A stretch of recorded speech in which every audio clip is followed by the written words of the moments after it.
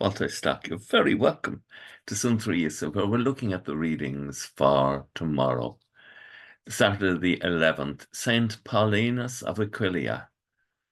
Now, Paulinus was a priest and an influential scholar at Charlemagne's court, and then he's appointed as Patriarch of Aquileia in the northeast of Italy, and he does extensive missionary work. And he's very insistent that no one can be converted by force. Now, there are interesting notes about him in the article on catholic.ireland.net, and there's a link to that under it. But he was a remarkable human being, full of the love of God. The first reading tomorrow is taken from the first letter of St. John, chapter 5. And in it, he tells us, I've written all this to you so that you may believe in the name of the Son of God, and that doing so you may be sure that you have eternal life. And that's so important for you to understand.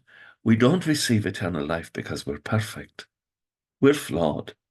We receive eternal life because Christ has made known to us the mercy and the compassion of God, as it's said in the Benedictus, the loving kindness of the heart of our God, who has visited us like a dawn from on high.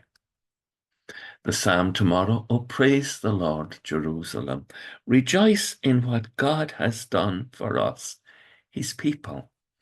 And the Jerusalem is a symbol for the church. And we praise God for the gift of the church.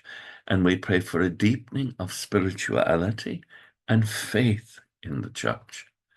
That faith which is given to us in the sacrament of baptism, that we would nourish it and allow it to grow and become, like the little mustard seed, a source of strength at the heart of our being.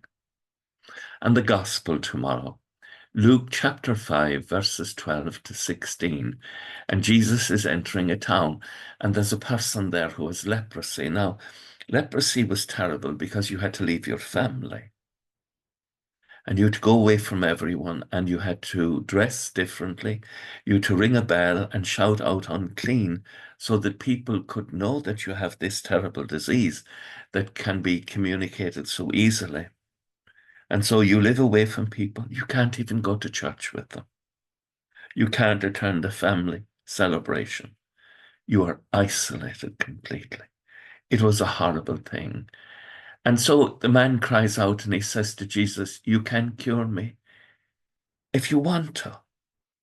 He's recognizing that in Christ is the power of God to intervene in his life. And you know, that's a prerequisite for our prayer. We have to say when we're praying to God for something, you can do this. I know you can do this. And we know that if we ask for something that is for our good, he will do it. We know that if we ask for something that is not for our good or the good of others, he won't do it. And there's a great security in that. And so at the end of it, we find Christ, he would always go away to some place where he could be alone and pray. Do you know, if Christ needed to do that, I think I need to do that. I need to spend time away from distractions and away from confusion and away from pressure on a daily basis, where I commune with the God who loves me and grow through that in the power of love. There's a lovely saying that says, when we pray to God, asking God for things, we're speaking to him. When we read the scriptures, he is speaking to us. It is better that he takes up more of the conversation than we do.